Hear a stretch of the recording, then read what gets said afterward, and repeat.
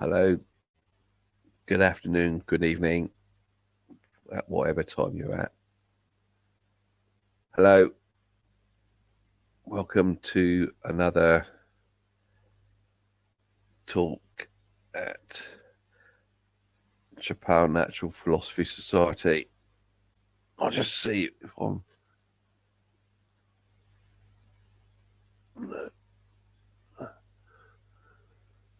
I'll just see if I'm turning up on the YouTube.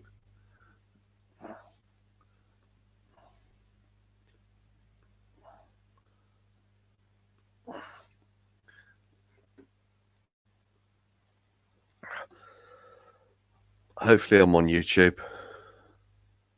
Yes, suddenly turning up on YouTube.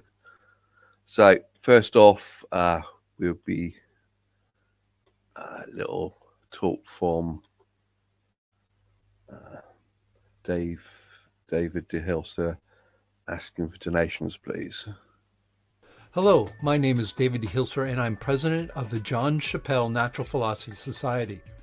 Our organization is unique in the world in that we allow for serious criticisms of mainstream science from physics to cosmology and from math to philosophy.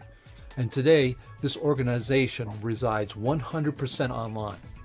If you enjoy our Saturday morning talks, our websites, and the community of amazing critical thinkers you can interact with on the internet, then please consider contributing to our annual fund drive.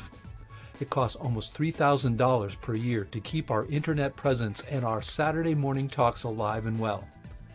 I want to thank all of our members who pay monthly and annual memberships, which is vital to our day-to-day operations. But unfortunately, this is not enough, and that's why we're looking to raise $2,000 in our 2024 drive. So if you don't want this organization to disappear, and you think that its mission is important, then please consider donating to the CNPS. It's vital to keeping science moving forward. Please go to fund.naturalphilosophy.org and donate today. Thanks once again from all of us at the CNPS. Your donation is vital.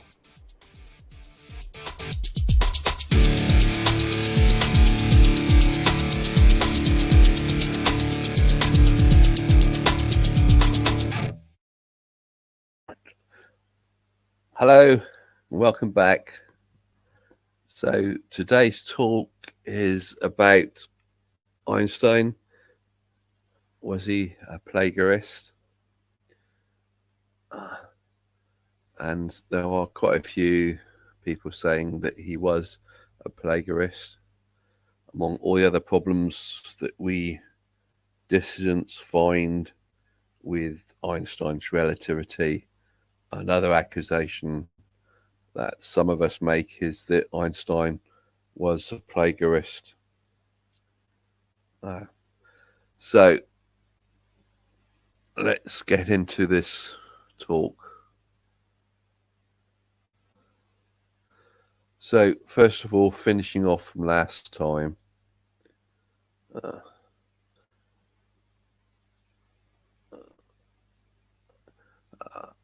when last sessions we were dealing with Minkowski's space-time and pointing out problems with trying to combine it with special relativity.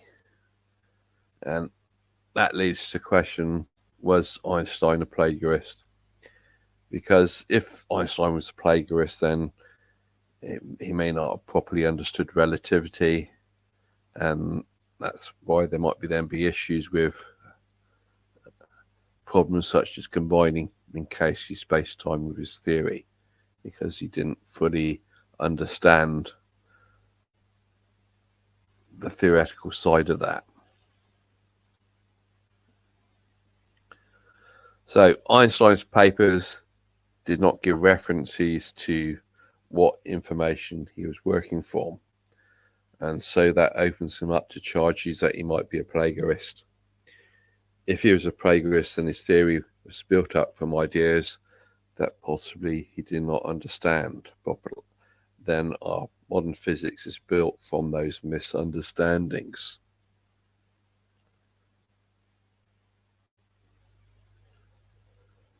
So this seems to be the main person who makes charges against Einstein being a plagiarist. It's a person, Christopher John, who has written several books on the issue. So, in this video, which I looked at, Christopher seems to be saying there are academics who are deemed experts on Einstein, supporting Einstein because of their political beliefs. So I'm going to pass on trying getting involved into that politics. But Einstein was a political activist, and he had a lot of people who he was friends with who was also into his sort of politics. And that's might be one of the reasons why he's so popular with certain people. So the video I'm going to show is the first 30 minutes of this video, called Einstein ripped off Poincaré's principle of relativity and light postulate. And there are people who say it doesn't really matter who the theory is from, just that we have the theory. But the point is, treating the theory of relativity as by Einstein, that then results in the theory getting messed up because it's based upon Einstein's understandings of the theory rather than the other person's understanding, which he might have plagiarized from. So let's get on to that video now. Calling up the video. This is the video.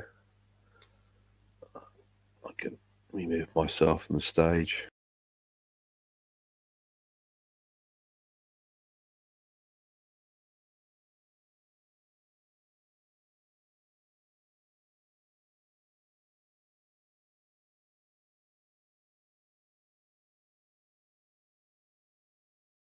This is Christopher John Björknes. It is September 27th, 2023. My previous video on Einstein versus Poincaré was very well received, so I'm going to do one now on the principle of relativity. It was always very well known that Albert Einstein ripped off the principle of relativity from Henri Poincaré. He was accused of it throughout his career.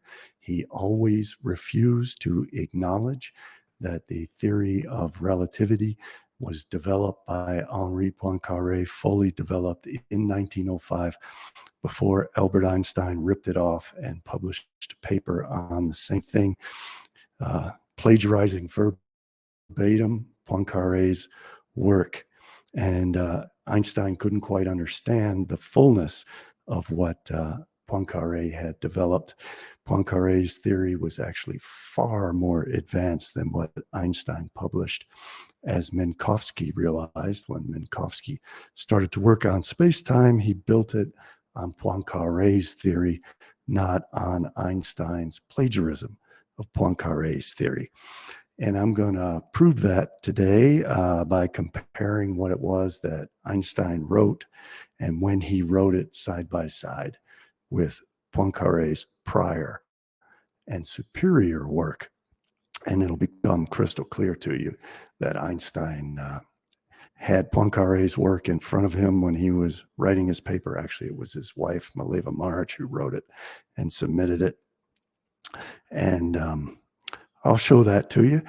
But I want to also demonstrate that it was always very well known that Einstein was a career plagiarist. I've written several books on the subject, proving Einstein's plagiarism and demonstrating with newspaper articles and primary historical sources that many, many people accused Einstein of plagiarism, that he always ducked the accusations and tried to hide from them, and would never give Henri Poincaré due credit. And after Poincaré died in 1912, his friend Henrik Antoon Lorentz betrayed him, and also tried to take a lot of credit for his work, but more so because he was politically aligned with Einstein, tried to give Einstein credit for what Poincaré had done. Lorentz, in that way, made himself famous because Einstein became very famous in 1919 after the eclipse observations, when he began to promote the Zionist cause. Einstein traveled to America in 1921 to promote the Zionist cause. In 1920, there were whole organizations built up to expose Einstein as a fraud and a plagiarist. And a great debate was held in Bad Nauheim, where the very famous Nobel laureate physicist Philip Lenard demolished Albert Einstein. Here's Lenard. And Einstein became so flustered under Lenard's attack that he ran away during the lunch break and wanted to leave Germany and hide forever, but his press rescued him. Max Planck was a highly corrupt, though very brilliant German physicist who wanted to cover up Einstein's plagiarism, and he did a lot of corrupt things at this debate. They had armed guards with submachine guns at the doorway that prevented anyone who was not pro-Einstein from entering the hall and attending the audience. So they built up an Einstein claque in the crowd to cheer for Einstein. But even under all those conditions, Max Planck was obliged to call a break to give Einstein a chance to run away, and Einstein seized upon that opportunity and fled to the train station and wanted to leave Germany forever and hide forever because he knew that he had been exposed. And that was in 1920. Then he came to America after the press had saved him and made him very famous. Went to New York Harbor, was greeted by his fellow Zionists with great cheers of applause. But the Americans were aware of what had occurred in Germany, and they knew that Albert Einstein was a plagiarist. And there were many scientists who pointed out that Einstein was a fraud. One of them was Arvid Reuterdahl of St. Thomas College in St. Paul, near Minneapolis in Minnesota. And he challenged Einstein to a debate, but Einstein wouldn't have it because he knew he would be slaughtered as he had been in Germany, and he didn't want his American trip ruined.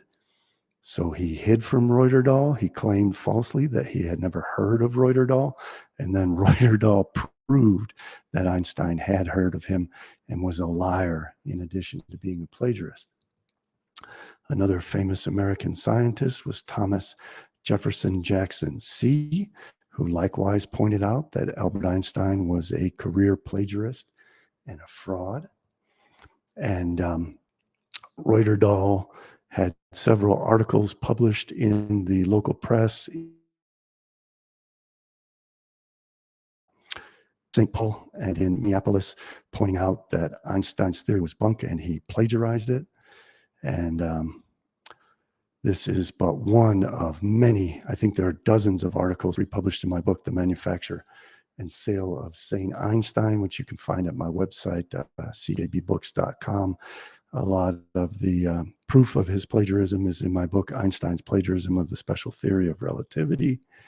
And all that history of those articles that Reuterdahl wrote and that were published about him is in my book, The Manufacture and Sale of St. Einstein. I have several books covering Einstein's career of plagiarism. Please check out my website, cjbbooks.com. Reuterdahl called Einstein the Barnum of science, as in P.T. Barnum, the circus promoter. St. Thomas, Dean of Engineering, challenges German to debate. Einstein backed out of that and pretended he didn't know Reuterdahl.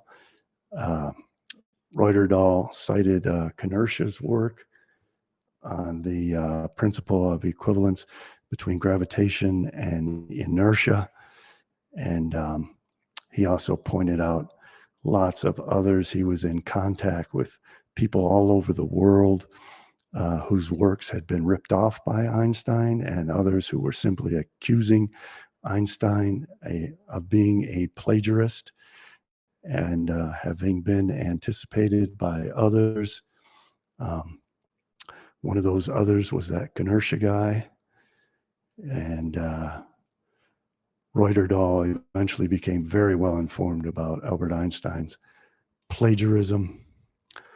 And even the New York Times covered the fact, and they were very pro-Einstein, covered the fact that Albert Einstein was a career plagiarist, and that the charge of plagiarism, Professor Einstein gave no heed, but he did rush to the defense of his pet theory.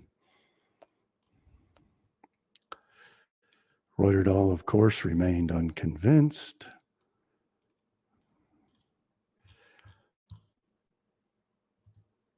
The New York Times in 1923, Roger kept at it all the way into the 1930s and participated in the book 100 Authors Against Einstein.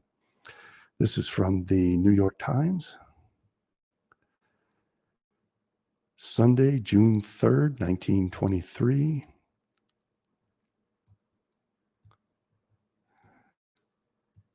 Page 8. Winnie Sealer.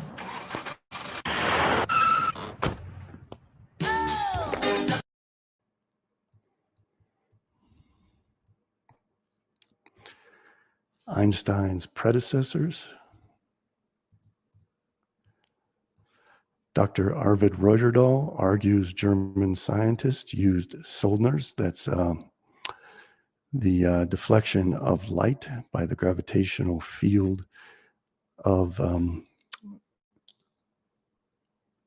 the sun from distant stars. Soldner wrote about that, I think, in 1804, and he had a double Newtonian prediction, which was attributed to a mistake where he wrote 2G instead of just G, but he had the double Newtonian prediction, so he deserves credit both for Einstein's 1911 prediction and 1915 prediction for the deflection of a ray of light grazing the limb of the sun.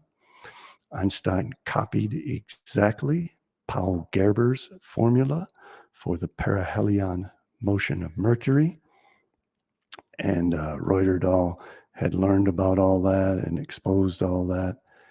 Einstein's 1911 paper, the value of the deflection is given as 0.83, Soldner's value 0.84. The two formula are identical. Professor Leonard of Heidelberg, Nobel Prize winner in physics, has pointed out that a factor of 2 was forgotten by both Soldner and Einstein in his 1911 value. But if Soldner's formula had the right data put into it, he actually gave the double Newtonian value in 1804. If Einstein's 1911 value of 0.83 is multiplied by this elusive factor 2, we obtain 1.68 of a second, which is practically identical with his abbreviated value, 1.7 of a second, divulged in 1916. Edward Guillaume was another who pointed out that Einstein was a plagiarist. Mr. Bond, Ziegler, Pagliagi, Inertia. So again, it was very, very well known and well documented that Albert Einstein was a career plagiarist. He was accused of it to his face. He hid from it. He literally ran from it. And what he did instead of addressing the legitimate complaints against him was to insult and belittle his critics, and he had a press backing him up, which enabled him to do that. So we had Arvid Reuterdahl, Thomas Jefferson Jackson Say, the Bad Nauheim debate, where Philip Leonard destroyed him. So let's get into the actual proof that he ripped off Henri Poincaré's principle of relativity. Now, relativists like to pretend that Einstein was the very first human being to ever realize that motion was relational and that it was relative. But that's farcical. The ancients were very well aware of relative motion. They also had the idea of absolute motion, absolute position, and relative motion as a relational concept that became the principle of relativity of Newtonian mechanics. And Galileo was very well aware of that. And so let's look at what Einstein and his wife Mileva Maritti wrote in 1905 as if it were something original and groundbreaking. Examples of this sort, together with the unsuccessful attempts to discover any motion of the Earth relatively to the light medium, the ether, which was thought to be quiescent, resting in absolute space, suggests that the phenomena of electrodynamics as well as of mechanics possess no properties corresponding to the idea of absolute rest. In other words, you cannot detect the rest frame of the ether.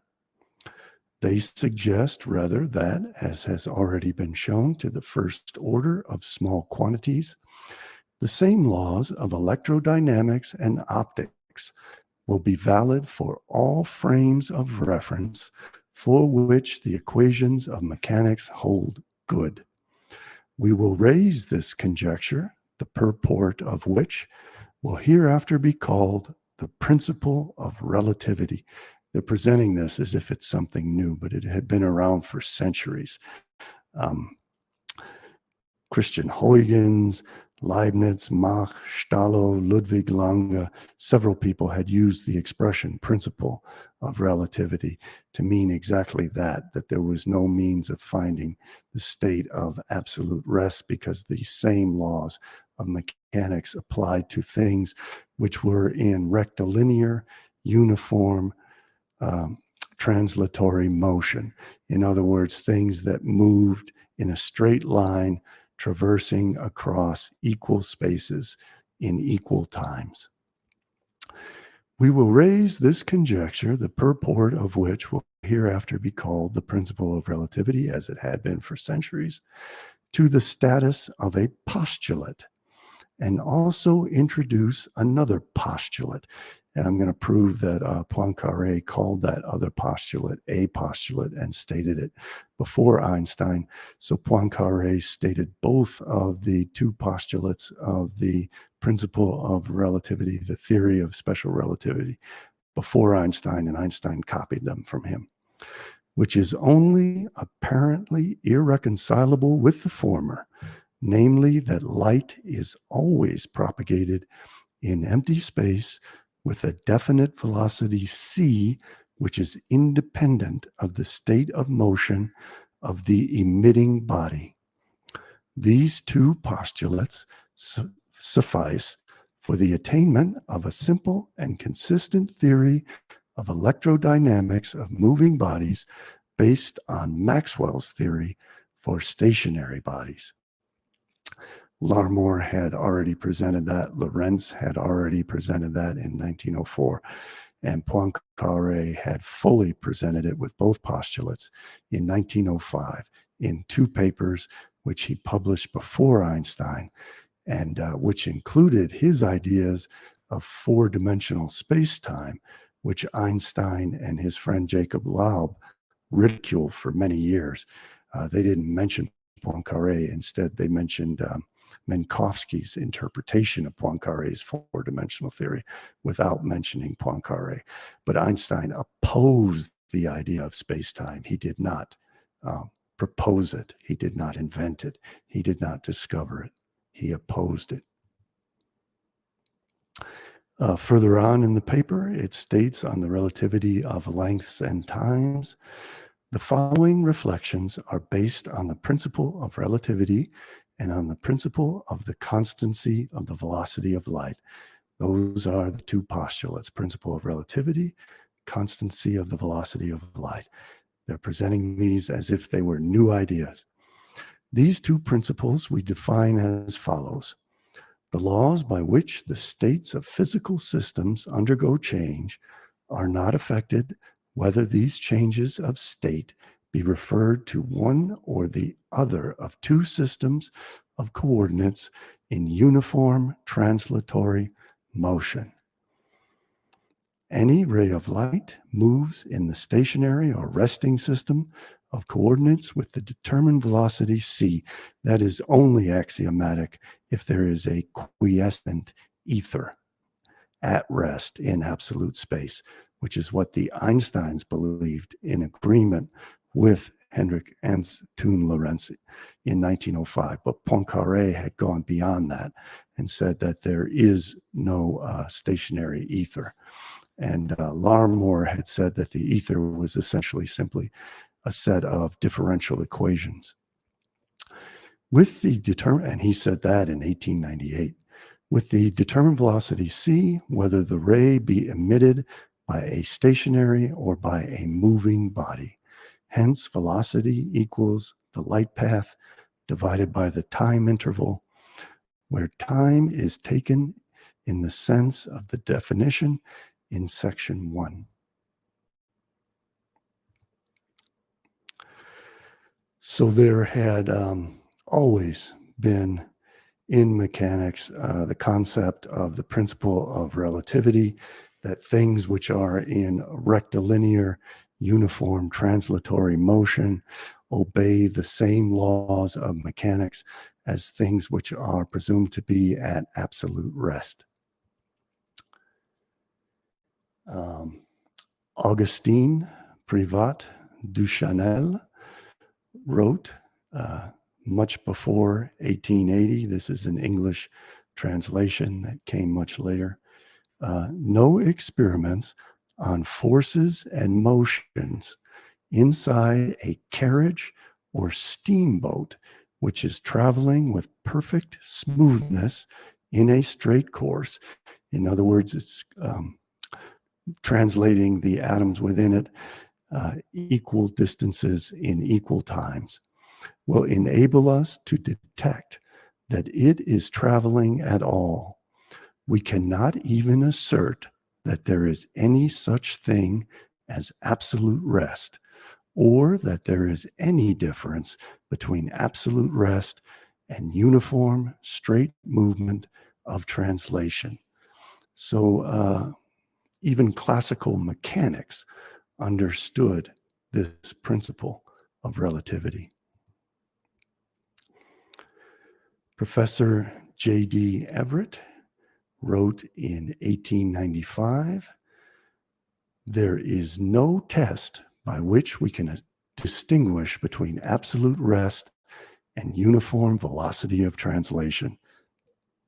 He had already incorporated that to electrodynamics and the Michelson-Morley experiment, which was thought to have proven through experimentation that it was impossible to distinguish absolute rest from uniform velocity of translation of relative motion. And therefore, the concept of absolute rest was thought by many to be a bogus concept. Galileo had written in the early 1600s about the principle of relativity of mechanics. It was often presented as an analogy to people in the cabin of a ship, and that everything, all the laws of mechanics would be identical for them as they would be for someone standing on the shore. For a final indication of the nullity of the experiments brought forth, this seems to me the place to show you a way to test them all very easily. Shut yourself up with some friend in the main cabin below decks on some large ship, and have with you some flies, butterflies, and other small flying animals. Have a large bowl of water with some fish in it. Hang up a bottle that empties drop by drop into a wide vessel beneath it, with the ship standing still. Observe carefully how the little animals fly with equal speed to all sides of the cabin.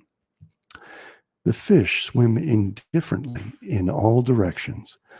The drops fall into the vessel beneath. And in throwing something to your friend, you need throw it no more strongly in one direction than another, the distances being equal. Jumping with your feet together, you pass equal spaces in every direction. When you have observed all these things carefully, though there is no doubt that when the ship is standing still, everything must happen in this way. Have the ship proceed with any speed you like, so long as the motion is uniform and not fluctuating this way and that. It's in a straight line, covering equal distances in equal times. You will discover not the least change in all the effects named, nor could you tell from any of them whether the ship was moving or standing still. That's the principle of relativity right there. There's no way to distinguish absolute rest from uniform rectilinear translatory motion, because the laws of physics are identical under both conditions. In jumping, you will pass on the floor the same spaces as before, nor will you make larger jumps forward the stern than toward the prow, even though the ship is moving quite rapidly. Despite the fact that during the time you are in the air, the floor under you will be going in a direction opposite to your jump. In throwing something to your companion, you will need no more force to get it to him, whether he is in the direction of the bow or the stern.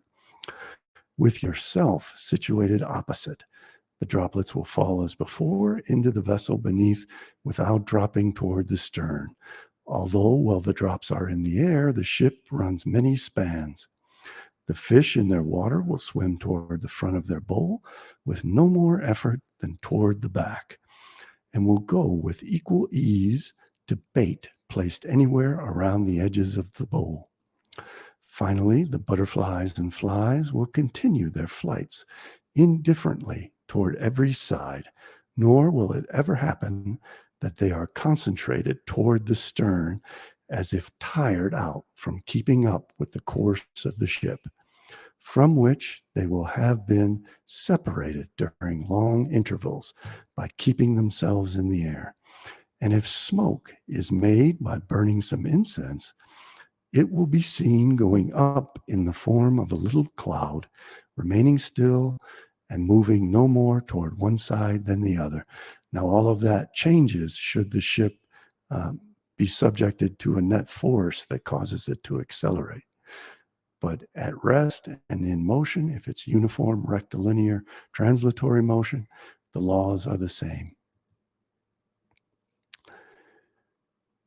Henri Poincaré, in 1895, 10 years before the Einsteins published their paper, wrote, "Experience reveals an abundance of facts which can be summed up in the following formula. It is impossible to make manifest the absolute motion of matter, or more correctly, the relative motion of ponderable matter, with reference to the ether. The only thing which can be observed is the motion of ponderable matter with reference to ponderable matter.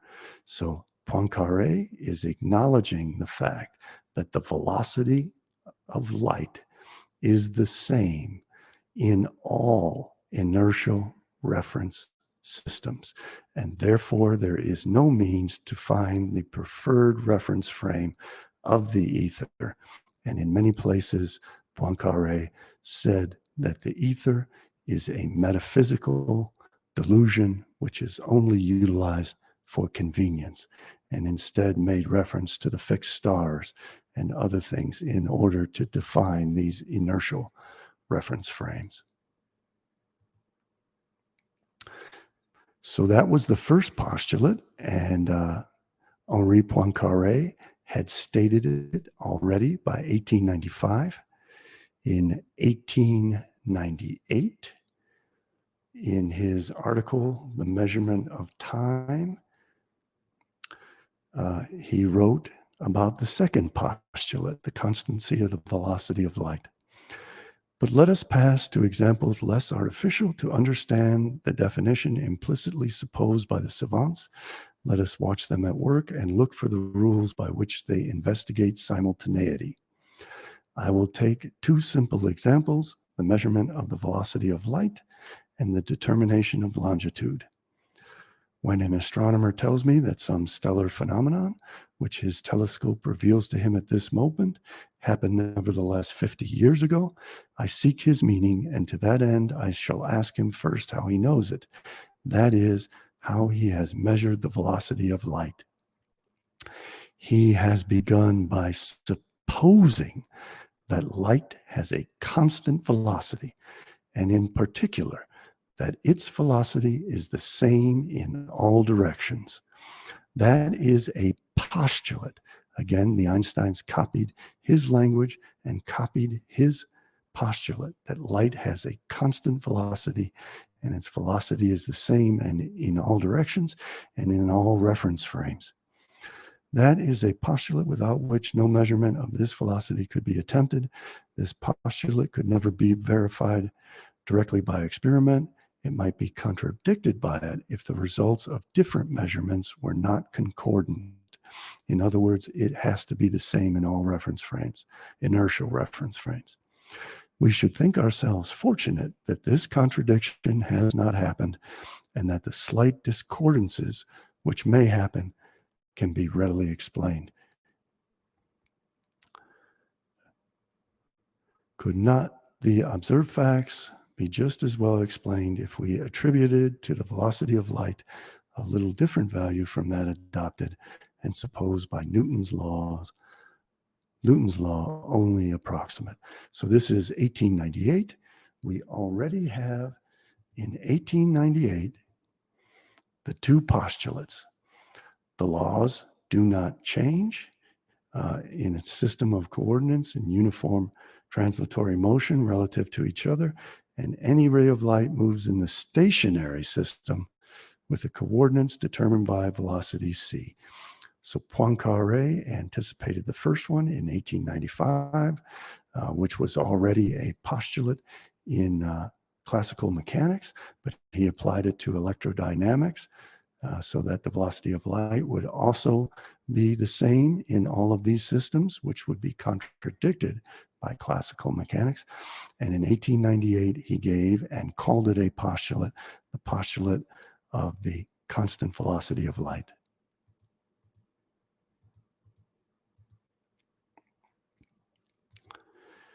Then in 1900, this is an English translation that was published in 1902, but the original appeared in 1900. And now allow me to digress slightly. I must explain why I do not believe, in spite of Lorentz, that more exact observations will ever make evident anything else than relative displacement of material bodies. In other words, the reference frame of an ether cannot be detected as a preferred frame. All inertial reference frames bear the equivalent laws, and therefore a preferred frame cannot be detected. He was saying that in 1900, 5 years before the Einsteins copied it from him. No, it is necessary to find the same explanation for the two cases, and everything tends to show that this explanation would serve just as well for the higher order terms, and that the mutual destruction of these terms will be rigorous and absolute. And he is talking about the idea that the laws of physics are the same in all inertial reference frames.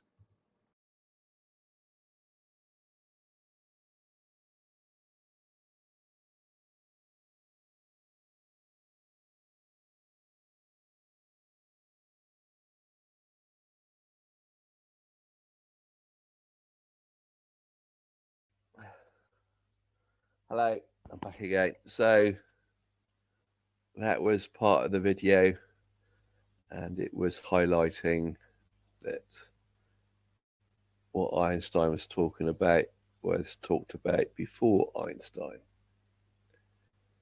So the theory isn't really due to Einstein.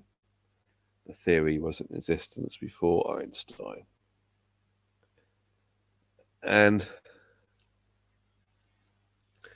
one point to make is that there are people that accuse Einstein of plagiarism because Einstein didn't cite his sources, but from the mainstream sort of point of view, they want to think of Einstein as thinking of all these ideas afresh without going by what other people have said.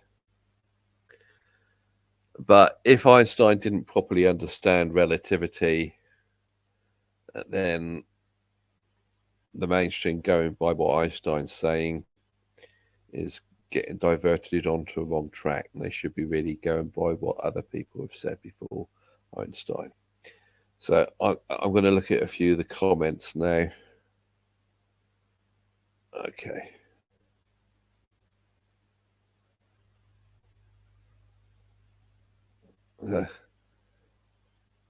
So yeah, so I like this comment. I think it's quite a good comment. Einstein has become sort of a mythic character now.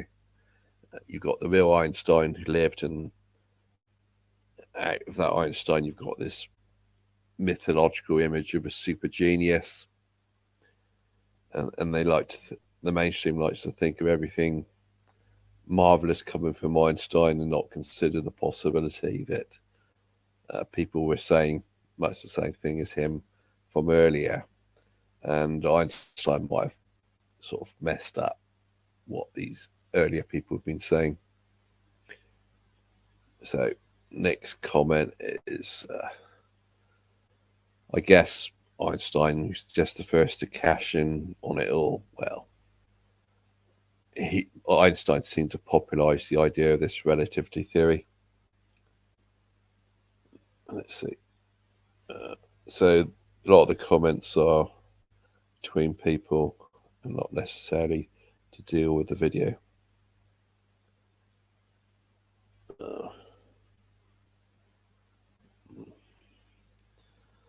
I thought it was sort of well established that he was a plagiarist. Well, I don't really know. There's people, the mainstream don't really like to think of him as a plagiarist.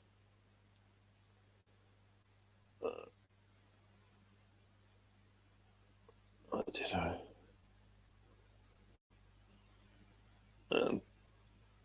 So next comment is, did Einstein ever give these folks credit? Well, Einstein didn't cite references from what information he was going from, so he didn't properly give credit. Did Einstein ever give Poincaré credit? Well, not properly. Didn't give proper credit. If Einstein says something like, "My special theory of relativity is really Poincaré's theory," I don't think he's ever said that.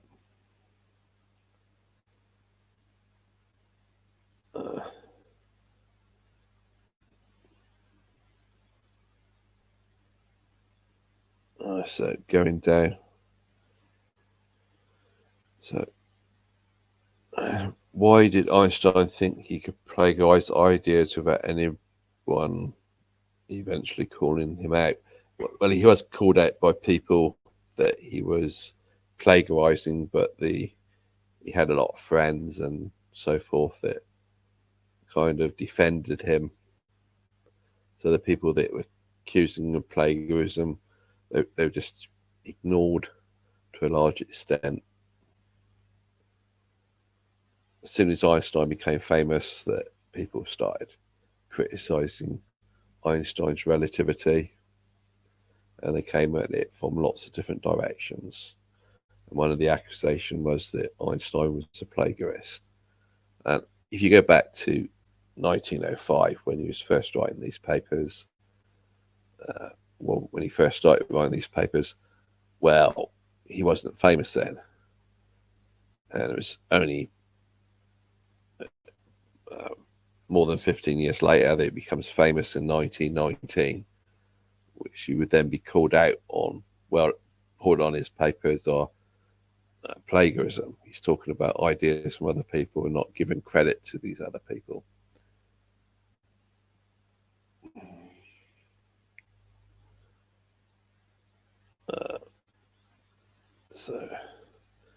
So did Einstein secretly realize that relativity wasn't accurate?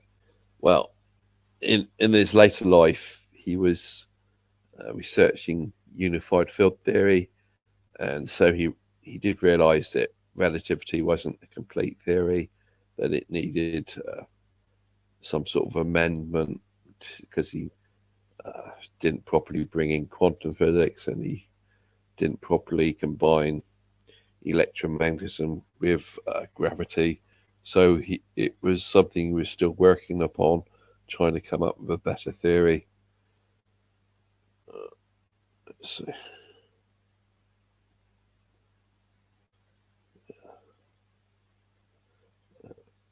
yeah, that's one of the problems if you started criticizing Einstein's relativity.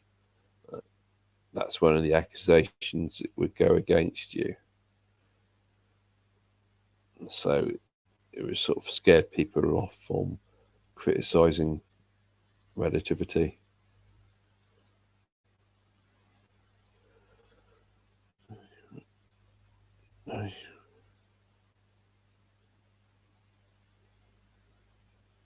Let's go down.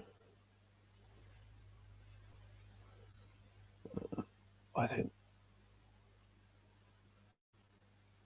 other than Roger Anderton, who else has brought the book? Well, Christopher's written quite a few books. I've only sort of read one of them, but I don't know how many people in our group, Chappelle Natural Philosophy Society, have read Christopher's books. The problem I find in our group of dissidents is, for those who decided Einstein's relativity is wrong, they then start developing their own pet theory, and they might not necessarily then look back and see that other people were talking about relativity and related ideas before Einstein, and they don't necessarily look at this problem that there was Einstein could have been a plagiarist. Instead, they just look at the Einstein's theory, think to themselves, "I've got a better theory," and they go straight ahead and plunge into trying to give their what they think is a better theory, without considering Poincaré and Lorentzi's theory.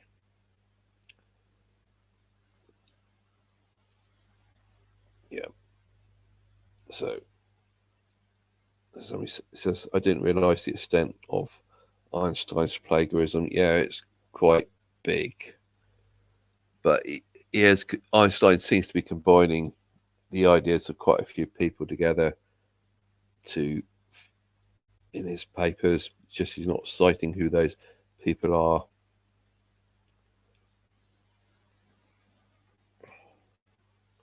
Yeah. So Einstein gets used by both sides for propaganda. Yeah. So unfortunately,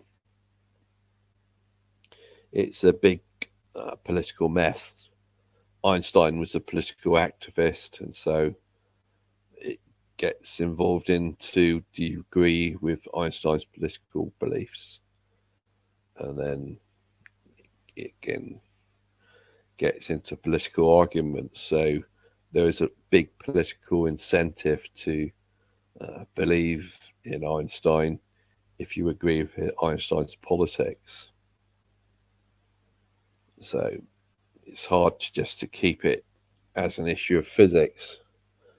It's looking at Einstein's theories and saying you don't agree with them, and then if you don't agree with them, you then could, as I say, go off and form your own pet theory, or you could look back and say, well, Einstein's putting together other people's ideas and he's making a mess of it.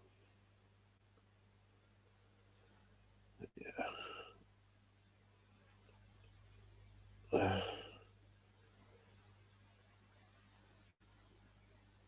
Okay, going down.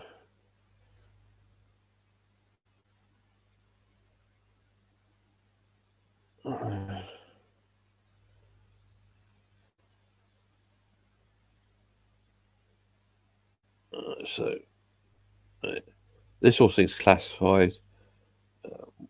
Sort of, why isn't it common knowledge? Well, there's a very big fan club for Einstein, and so they only like to point out the good side of Einstein. Einstein had obviously a good side. He was opposed to the use of the atom bomb. He was sort of apart from the period during World War II where he decided he couldn't be a pacifist, he was a pacifist for most of his life and a humanitarian and all that, and he stood up for people's rights and things like that. So he did have a good side. And so when it goes out to the public, they just kind of like to emphasize the good side of Einstein.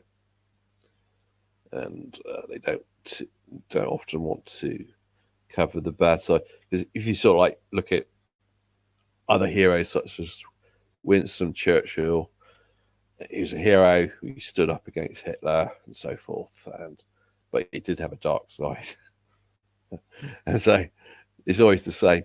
If the public has presented with a hero and they don't really want to present the news media and so forth, then don't really want to present the bad side to their hero.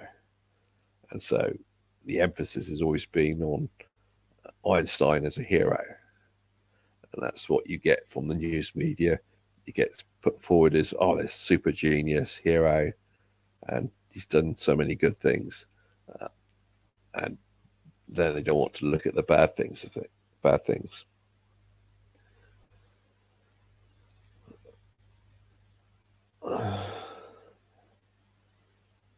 So what's this one?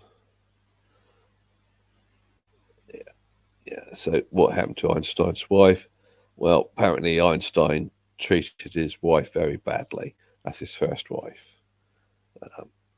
His first wife, he treated very badly, and that would probably be another topic. But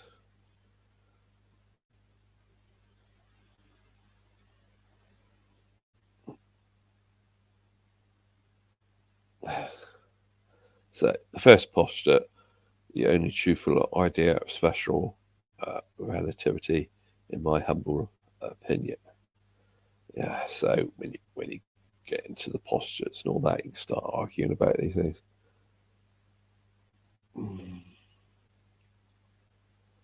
Another one is Galileo's principle of relativity.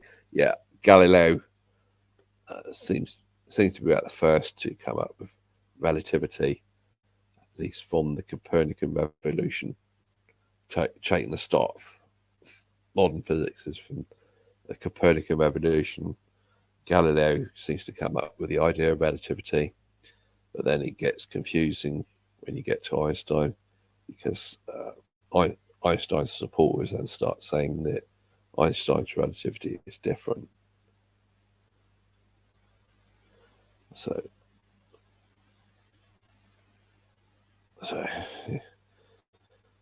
yeah, so talking about the cosmic microwave background radiation. Yeah, so I think that's a bit of diversion. So we'll go into that.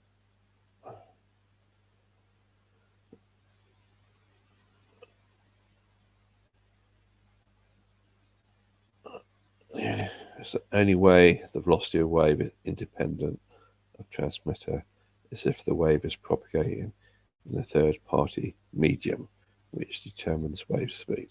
Yeah, well, in waves have a medium, and so light being a wave, you would naturally assume that light have a medium as well. Yes.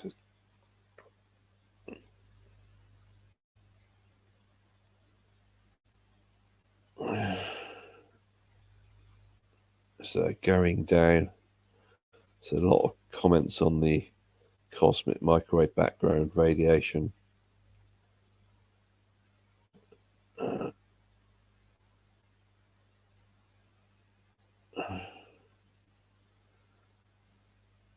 Yeah. Sound wave is always independent of the transmitter velocity. If you have a horn on a train, the sound velocity is identical whether the train is in motion or not. Yeah, so it's interesting to compare sound waves with light waves.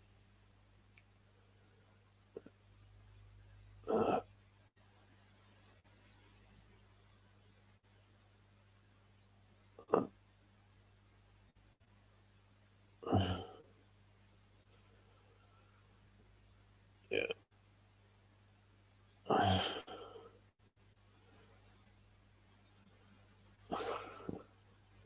So, in my humble opinion, light travels in exactly the same way as sound, including the need for a material medium. Yeah, that's back to the issue of waves. Need a medium, so sound has a way. Sound waves have a medium, so light should have a medium as well. So,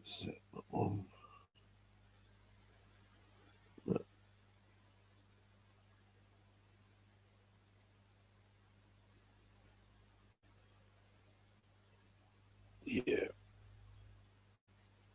So some channel Floathead Physics has quite a good video explaining in layman's terms how Einstein derived special relativity from a result of the Michelson-Morley experiment. Yeah, but if you go back to Einstein's first paper on special relativity, one he published in 1905, he doesn't mention the Michelson-Morley experiment. So some people like to derive special relativity based on believing what results from the Michelson-Morley experiment, but sometimes people treat it as independent, and that can make a lot more confusions. Yeah. Yeah.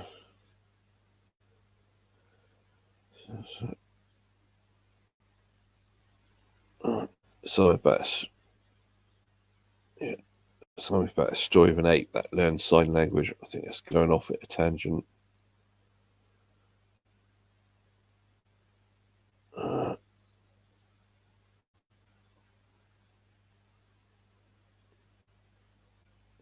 So I don't think it's most of the comments aren't sticking straight to what the video is talking about.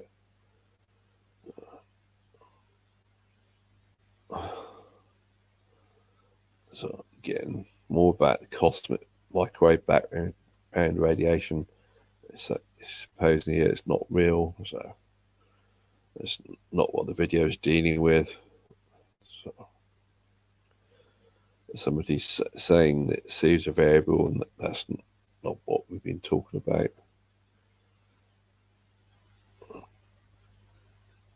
Yeah, it seems to be chatting between people.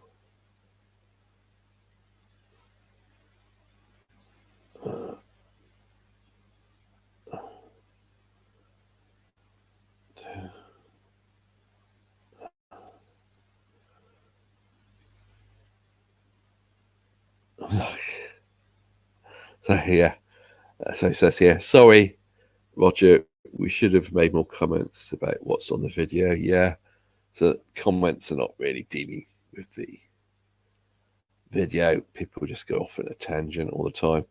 So the video is highlighting you could accuse Einstein of plagiarism because there are work by other people which seem to be on similar lines to Einstein, which Einstein didn't credit.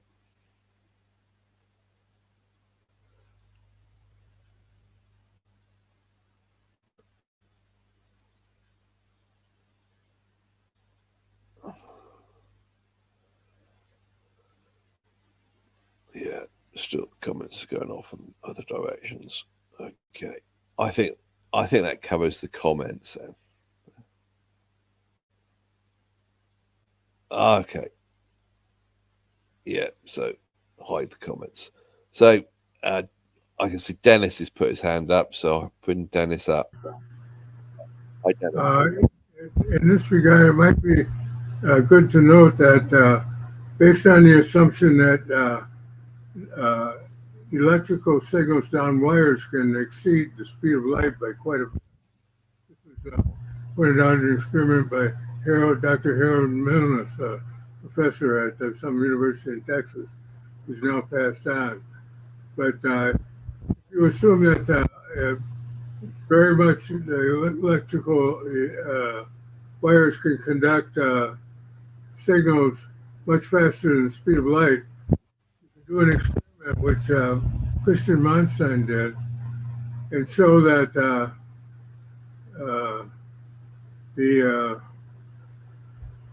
there is an ether, and you can also determine how fast we're going through the ether, where we're not, that speed won't be really too much dependent on the sun, because the sun is in the Milky Way galaxy and the ether is for the entire universe. So these numbers are worked out in his book, Scientific Physics, 2002 book. His last book by himself. He published one book later with Peter Marquardt. And Ian Collin, in one of his papers, I can't remember which one now, pointed out that apparently light travels much faster through wire. Sorry, your sound's gone. I don't know. Your sound, you've lost your sound. I beg your pardon? You lost your sound for a moment then. Lost my sound? Yeah. You're back now. Okay, well, let me turn off my fan. Maybe that's the trouble.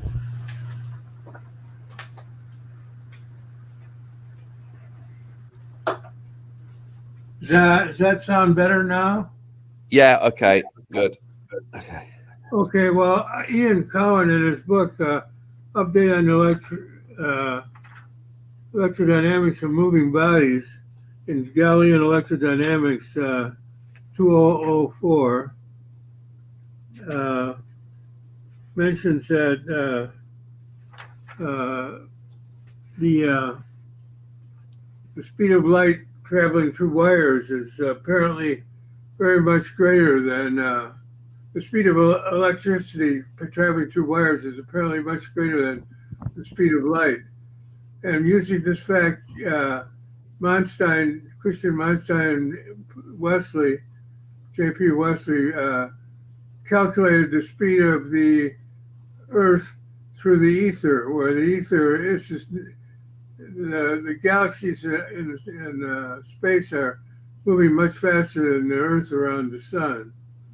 And he also calculated it in several different ways. Let me give you the exact page number here so that you can look it up if you have a copy of his book. Let's see here.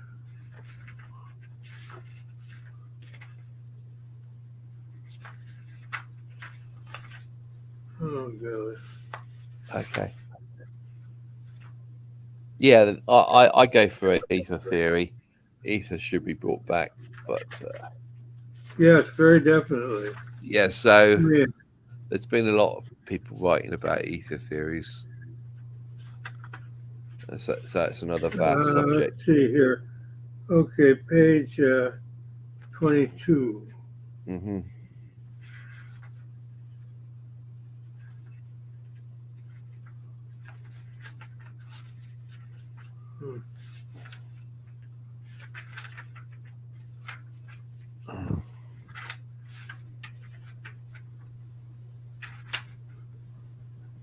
Okay. Oh,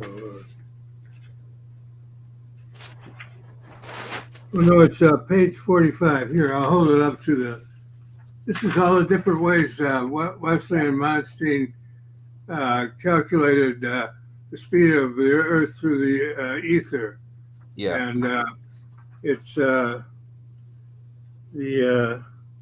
method relative galactic redshift, observer Hubble, and so on.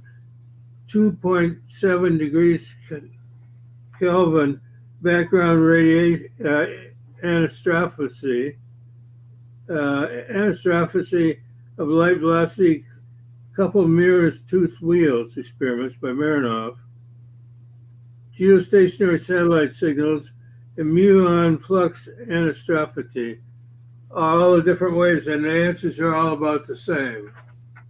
So if those, let's bring, even though this is a 2002 book, it brings out what we've been talking about is like 1900. Yeah. So it's 100 years later, and things have improved, and this should all be realized as dated. All that we said today about Einstein and Lorentz and Poincaré and so on. They didn't have the benefit of modern technology. Yeah. And so there is an ether, and there's several different ways to calculate the Earth's speed through the ether, and they all basically line up. Yeah.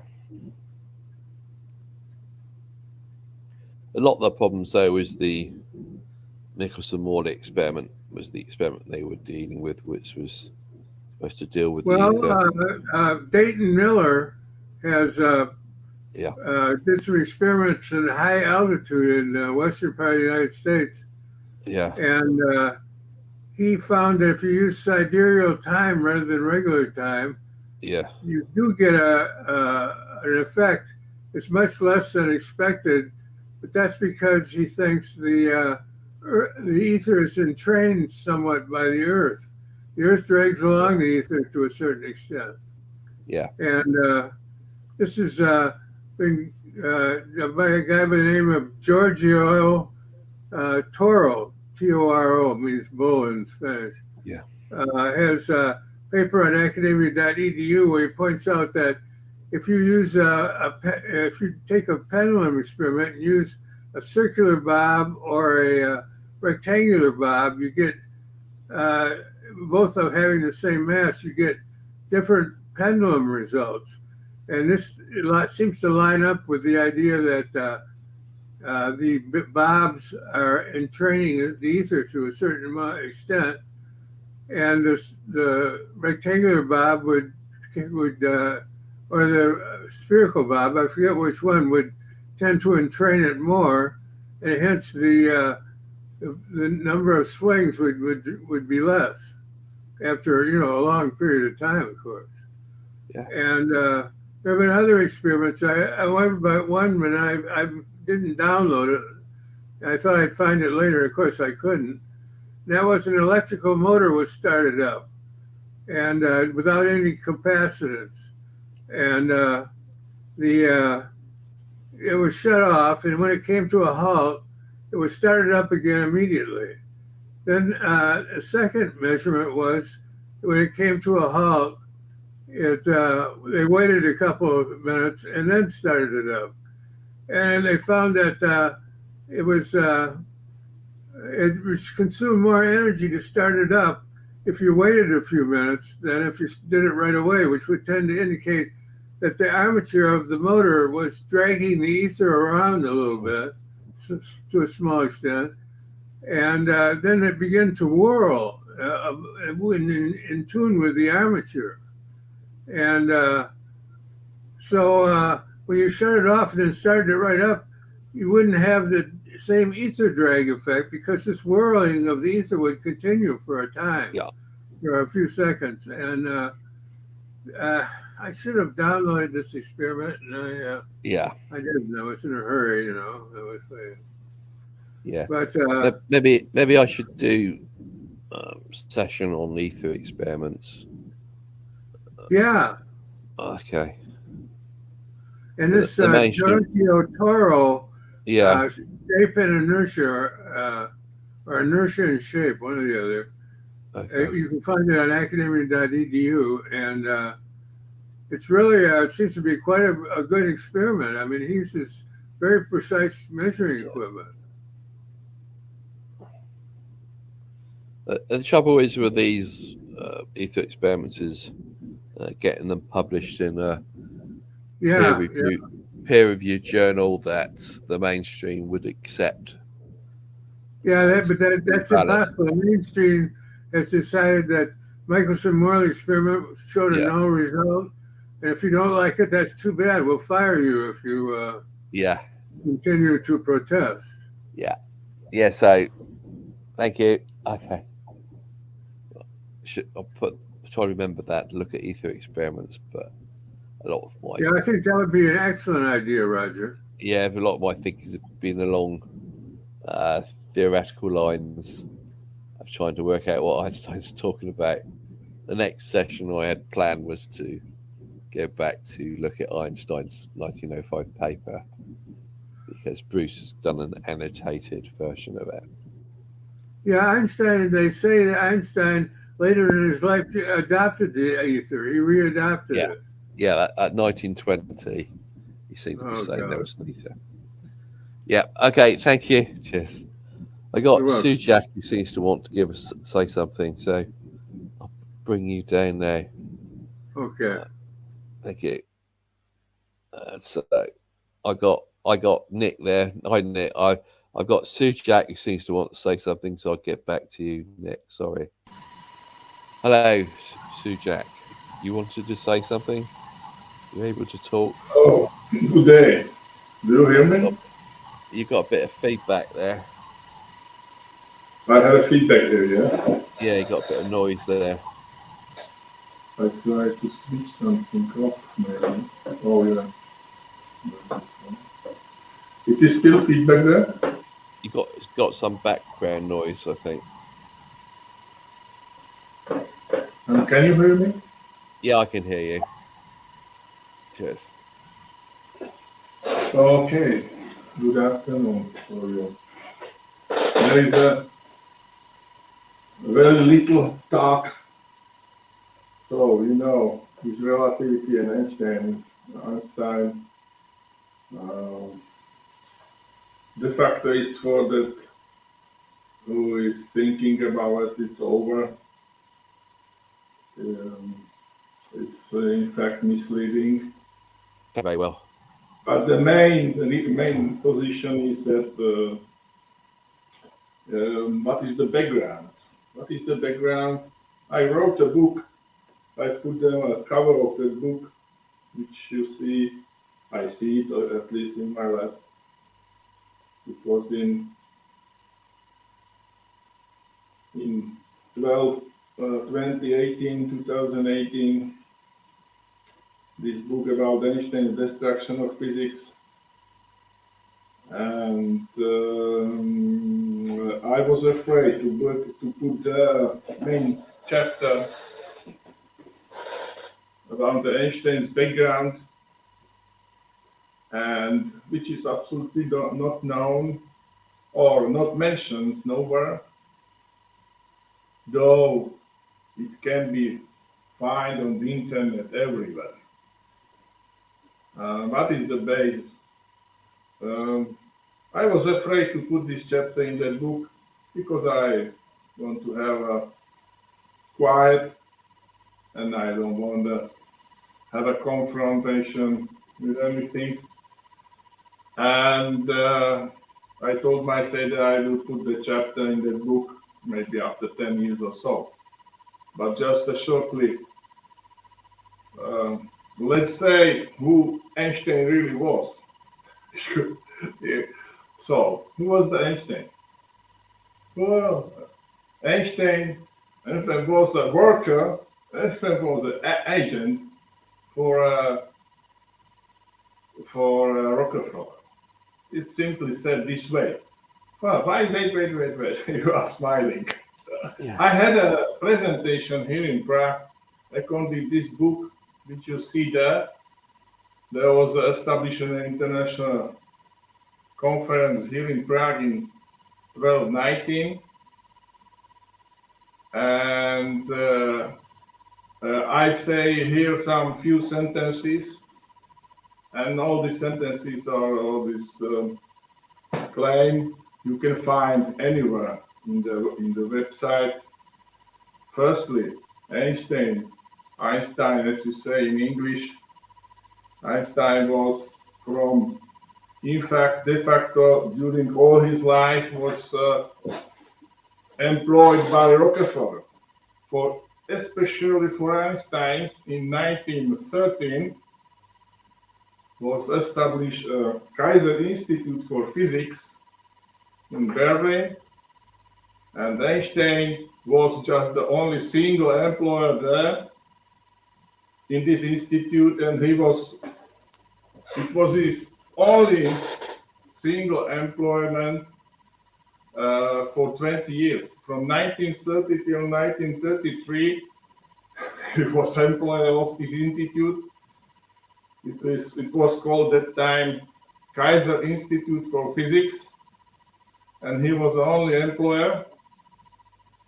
And but many monies was flowing through this institute. So okay, and from 1933, it was again repeating these things, and for Einstein, especially for Einstein, was established the institute in United States, in New York, and it is said that Einstein was a professor on Princeton, but he never was. He never was. In 1933, there was an established the Institute for Advanced Physics. It was this foundation, Rockefeller Foundation, hired one room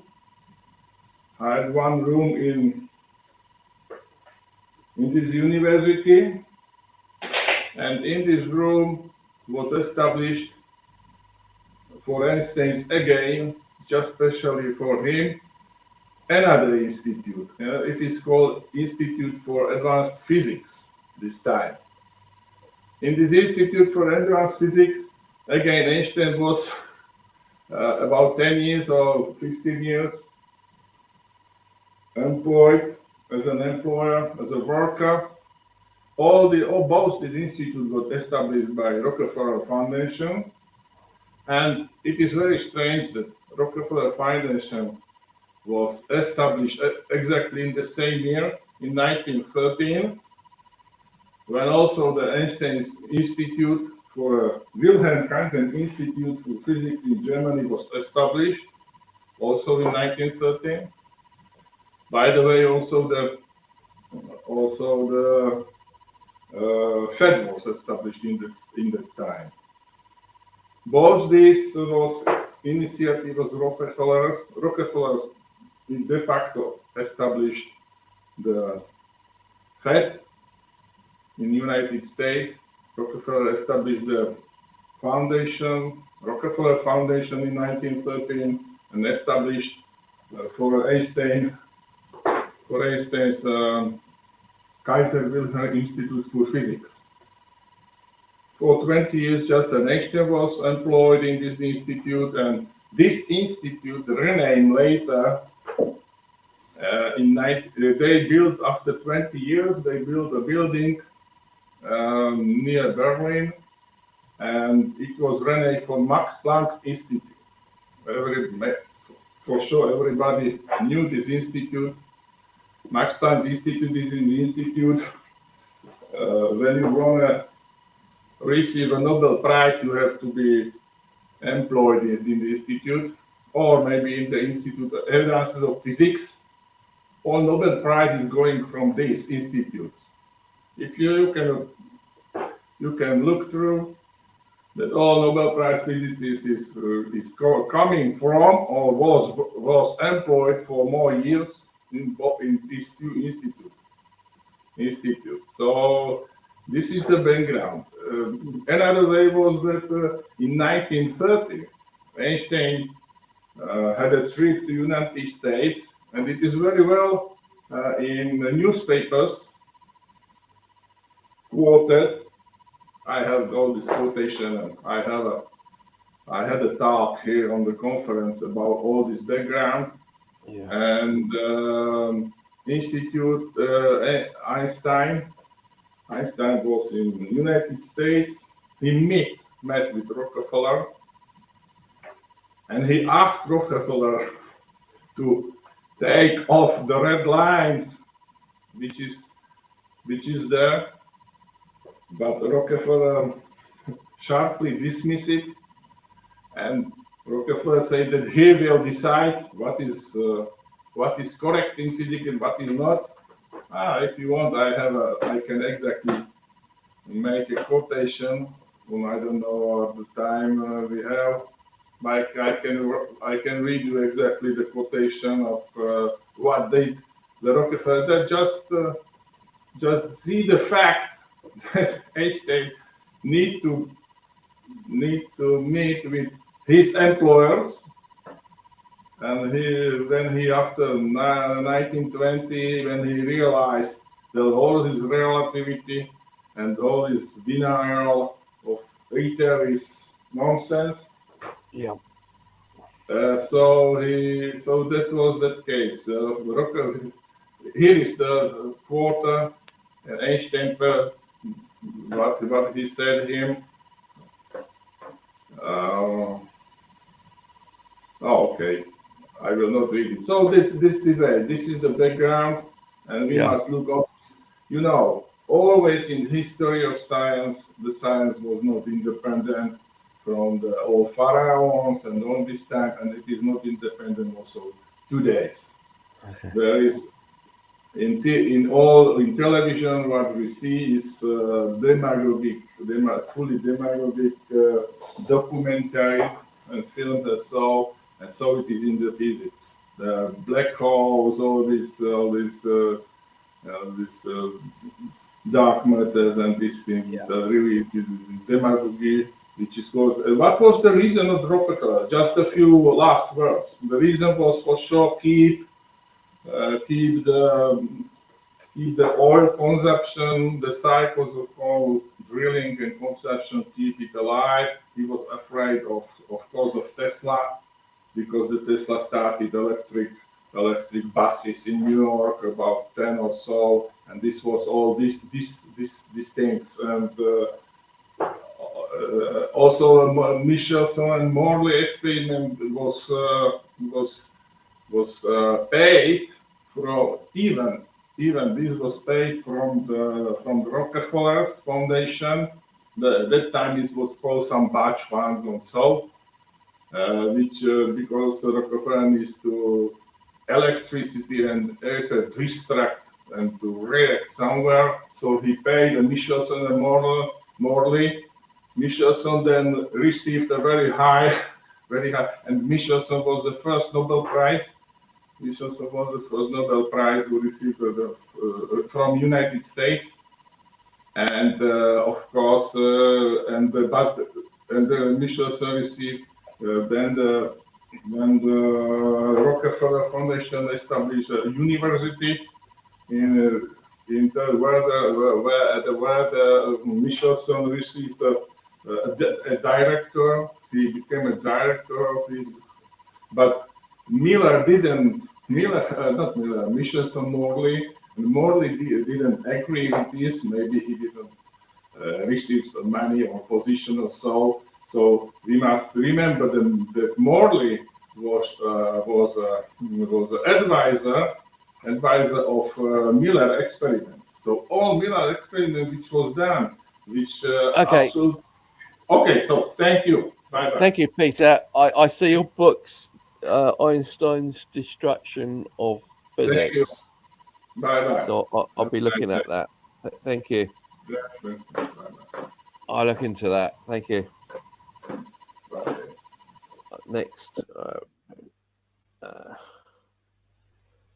So I got Nick up now. Nick. Hi, Nick. Good. Hi, Roger. Hi. You come up with this treasure trove of very interesting videos. Thank you very much. Thank you. Yeah.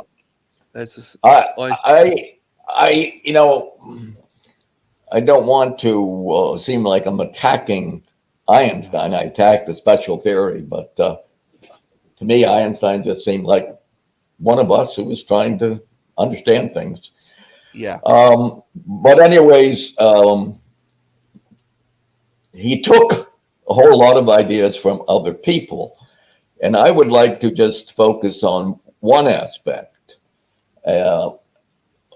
Lorentz had his Lorentz ether theory, and after the Michelson-Morley experiment, he came up with length contraction and clock retardation, which the equation looks the same as Einstein's time dilation equation. And of course, he came up with the Lorentz transformations.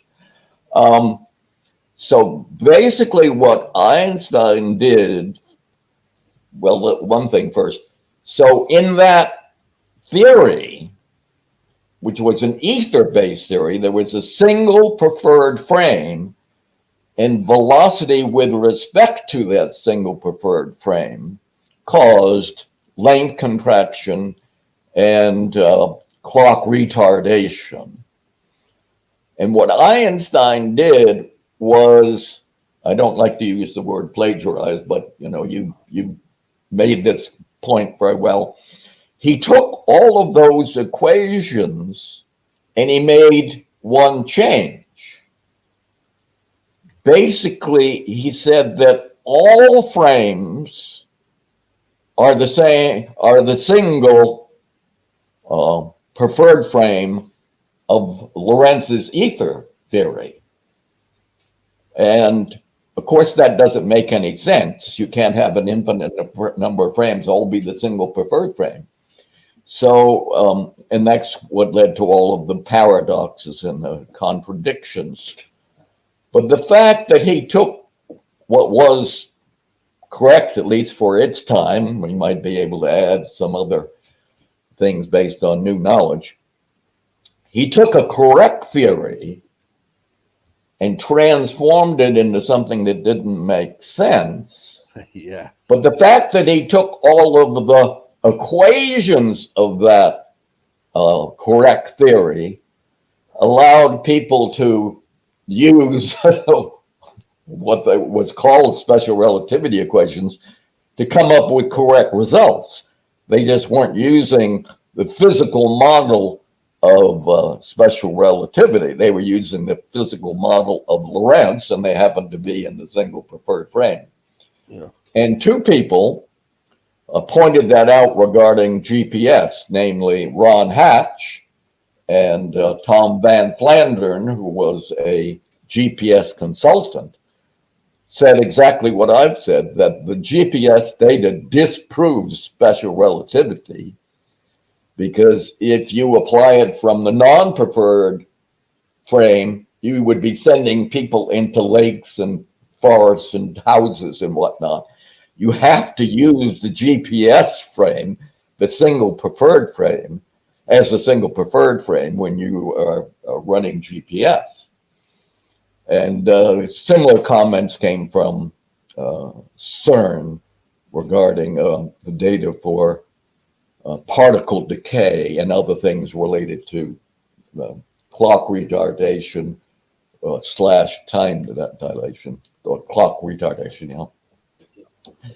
So that's just one specific example of Einstein took from Lorentz's ether theory and changed the physical model radically, but at least the equations still worked if you were in the single preferred frame or measuring velocity from the single preferred frame. People who believe in Einstein's relativity do modify it, and some people do believe in a preferred frame. Who believe Einstein's relativity do believe in a preferred frame as well. So it gets and in GPS, that's really clear. You have to use the ECI frame to get the correct answer. If you use another frame, so disaster. I've got a paper up here. It's called the Hidden Physical Model of Kinematics under Special Relativity Theory, Observer-Centric Models. Yeah, I have to make the title a bit misleading, but basically this theory, this paper expands on what I talked about, and I couldn't say something bad about SRT in the equation in the title. Yeah, so you get your paper published, but you don't say Einstein wrong. So thank you, Institute of Physics, for publishing. Started title Einstein's wrong, and they won't publish it. Again, thanks, Roger. And by the way, I agree with your conclusion of when talking with Dennis that it would be good to have a session on things that focus on experiments that give evidence for an ether. Yeah, so a lot of it's so much historical now because you've got the Michelson-Morley experiment, and I don't think I even touched on that yet. And there's also the Dayton-Miller experiments as well. I haven't touched on any more of that. It's so much arguing about the theory so far. And the next session, I'm hoping to look at Brucey's annotated Einstein's 1905 special relativity paper. But the subject is just so vast now, and there's so many different directions to go in. It's not just a simple say, "Oh, Einstein's wrong." It's sort of what have people done with Einstein's relativity, and what was the reason for why Einstein's relativity was formed, and what were other people saying about relativity before Einstein talked about it. And this paper really talks about the origin of special relativity, the origin really being a totally different theory, just the equations were lifted. Yeah, there's one paper I read about the origins of general relativity, and that's a mystery as well. How did Einstein suddenly get from special relativity to Einstein's relativity to general relativity? It's just another total mystery. Einstein just makes things very confusing. Okay, thank you, Nick. Okay, you finished. I'll remove you now. Anybody else got a hand up? Thank you, Nick. Bye. Thank you. Bye then. Cheers. Right. Remove. Right. Next. Okay. Anybody else going to put their hand up? No. Good. So I'll look again at the comments, see if there's any more comments turning up.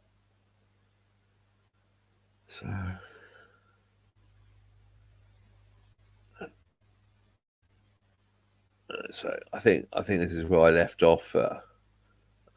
This is I think I'm picking up from the correct place.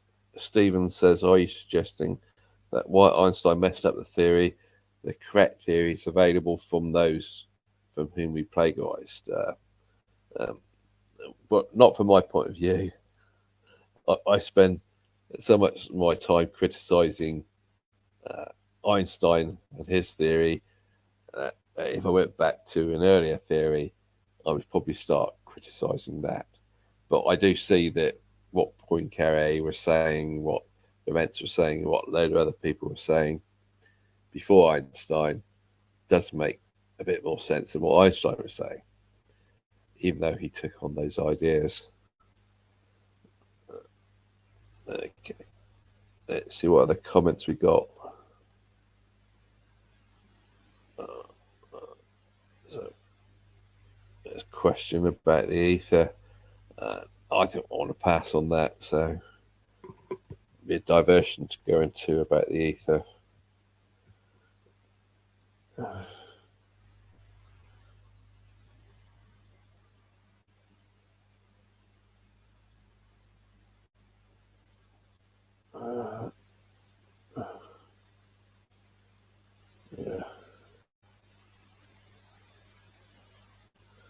Yeah. So Stephen says the classical principle of relativity is not the same as the first postulate of special relativity. Yeah, that's one of the things that believers in Einstein's relativity say. So the classical principle of relativity is coming from Galileo, and sometimes people who go with Einstein say what Einstein's talking about for principle of relativity is different to what Galileo was talking about. But I think it's all very confusing.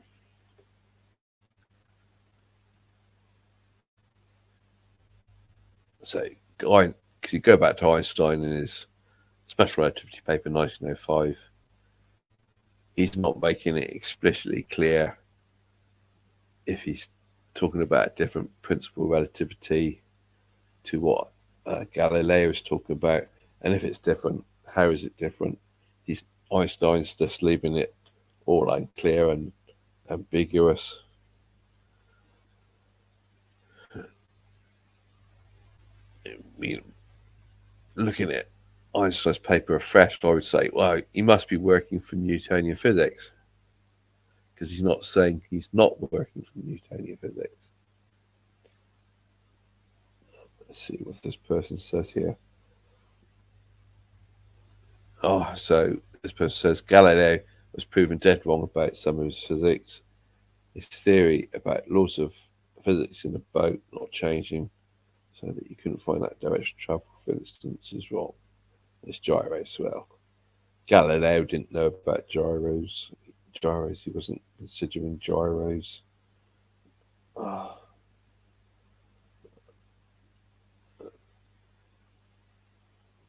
Oh, God. So Franklin is talking to another person in Quest. Franklin says, I've argued that what Einstein wrote is actually correct if you don't substitute your own postulates, which I suppose means you don't try to impose your own interpretation onto what Einstein's saying. But this just makes the theory the same as Lorentz's ether theory, and no biggie. Yeah, so in 1905, Einstein says the ether is superfluous, which gets interpreted as saying that Einstein is saying there's no ether. But in 1920, Einstein seems to be changed his mind and seems to be saying there's an ether. And so does that mean that Einstein was then endorsing Lorentz's ether theory as being what he meant in what he really meant in 1905? And that's all very unclear as well. So people end up with different interpretations of what they think relativity is.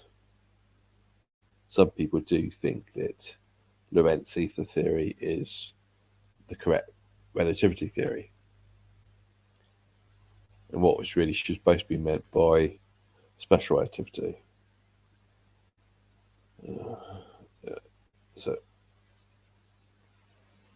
I guess another comment by Franklin. Oh, so Franklin thinks he's going to have to do a video as a reaction to float head physics, because he thinks that video's got things wrong. Okay, so it's diversion. So Stephen says to Quest, the classical principle of relativity applies only to mechanical systems, while the relativity principle of special relativity applies to all phenomena, including electromagnetic phenomena. Yeah, so Maxwell's electromagnetic theory was not around at the time of Galileo, so Galileo was thinking more in terms of mechanics. So yeah, but do you need to revise Galileo's classical principle of relativity to apply it to Maxwell's electromagnetic theory? I think all that gets another confusing mess.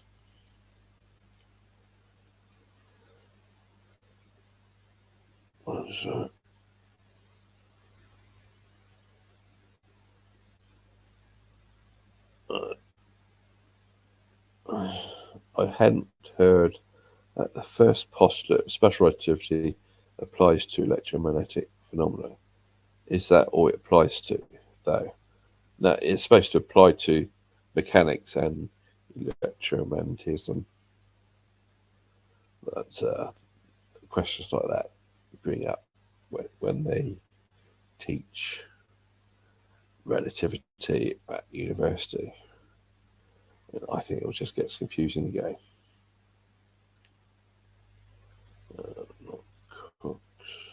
Next one. Physics uses logic and equations, not Cook's.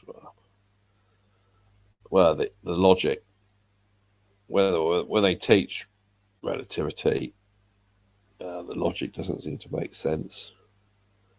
And then the equations don't seem to combine properly. So, don't know.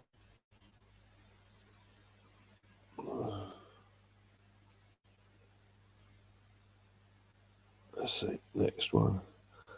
The velocity of a spaceship with respect to the ECI stroke ether. So he's thinking of the treating the Earth-centric ECI frame, which is the Earth-centric frame. That's the ether. So I think it's diversion as well.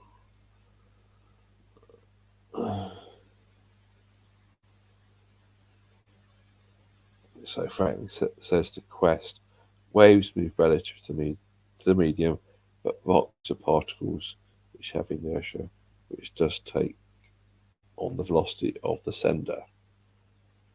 Let's pass on that.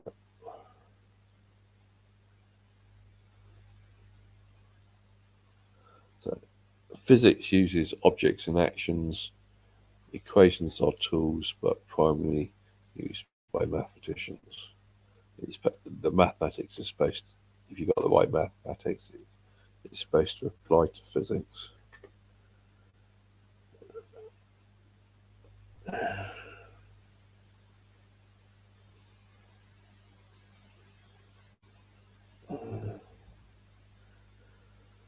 So a lot of it's gone off in diversion gain, I think.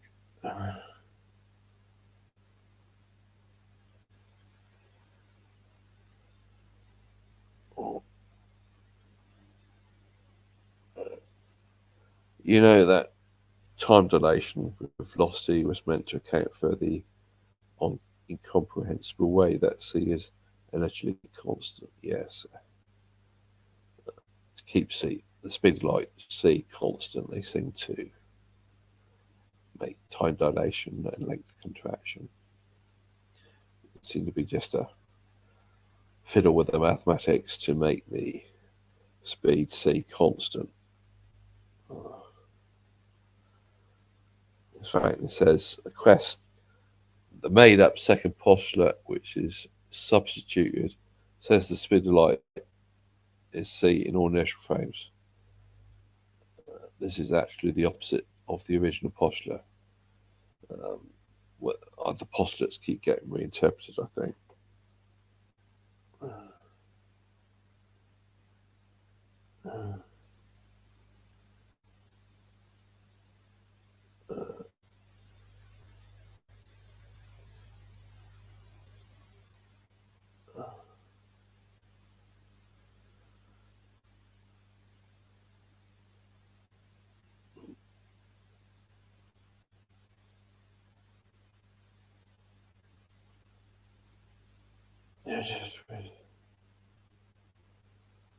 Okay.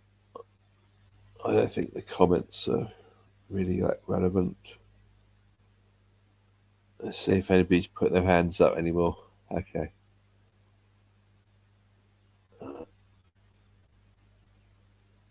Yeah. Yeah. The comments are sort of not going off and discussing other things, not really sticking to what was presented in the video of accusing Einstein of being a plagiarist. Let's see if anybody's got their hands up. I think nobody's got their hand up in the green room. So I think we've come to the end. So, yeah, quarter an hour to go. Quarter an hour's free. We can come to an early end today. So, if I think that's all, we can call this session to an end. People in the comments can carry on discussing their things about relativity, which is going off in a tangent to what this talk was about. Our next session, hopefully, if I'm back, I'm going to be looking at Einstein's paper of 1905 on special relativity and trying to make sense of it. So I got annotations on that paper by Bruce, and it's sort of update of what Einstein said in 1905 with comparing what he said later. So see you all next time then, in 2 weeks' time. Thank you very much and goodbye. Don't have nightmares. Thank you. Goodbye then, everybody. Ending now. End the stream.